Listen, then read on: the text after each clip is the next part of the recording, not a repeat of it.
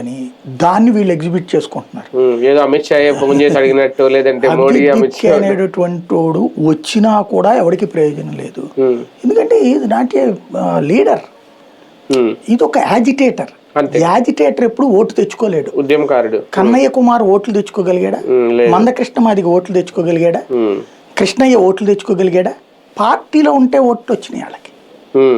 Even Congress లో ఉన్న కన్నయ్య గెలవలా. అలాగే పటేల్ ఆ మధ్యన ఒక అతన్ని పట్టుకొచ్చారు వీళ్ళు, ఏది గుజరాత్ లో పటేళ్ల తరపున ఒకళ్ళని పట్టుకొచ్చారు, గుజ్జర్ల తరపున ఒకళ్ళని పట్టుకొచ్చారు, దళితుల తరపున ఒకళ్ళని పట్టుకొచ్చారు. వాళ్ళు ఏమైపోయారు ఇప్పుడు? అప్పుడు పేద రచ్చ ఇంకే ఉంది అయిపోయింది 2019 అప్పుడు 1920లో ఇంకా అయిపోయాడు ఇక మోడీ అని.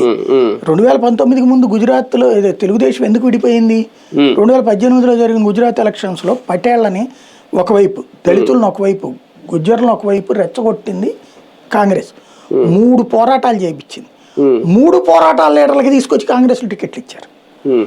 ఇప్పుడు జరిగిన ఉద్యమాలకి తాతల లాంటివి జరిగినాయి. అక్కడ స్తంభింపజేసి పడేశారు. వాళ్ళందరికి ఇచ్చారు. ఒక్కళ్ళు గెలవలా, ఒక్క అతను గెలిచినట్టున్నాడు నియోజకవర్గంలో. అక్కడితో అయిపోయింది అంతే.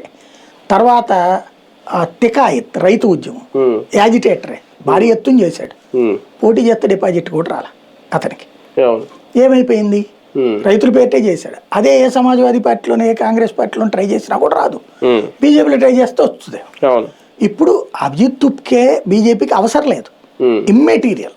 బికాజ్ అతని కార్యక్రమానికి మొన్న 34 రోజులు చేశాడు. టోటల్ 37, 34 అక్కడ కూర్చున్న రోజు. 34 రోజులలో రోజుకి 500, 1000, అది కూడా భోజనం టైంకి వచ్చిపోయేవాళ్ళు.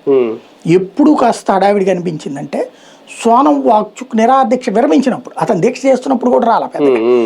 అతను దీక్ష విరమిస్తున్న రోజున కొంత హడావిడి జరిగింది, అతను తీసుకెళ్ళాడు. అది కూడా ఎందుకు? ఈ సౌరదాసు, అభిజిత్ ఉప్కే ఎవరు లేరు అక్కడ. ఎవడైనా పక్కన కూర్చొని పడుకుని ఉండాలి కదా, ఎవడు లేరంటే వీళ్ళు వెళ్ళి హోటల్లో పడుకున్నారనమాట. చివరికి సోనం వాక్చుక్ని సైలెంట్గా తీసుకుని పోతే అందరూ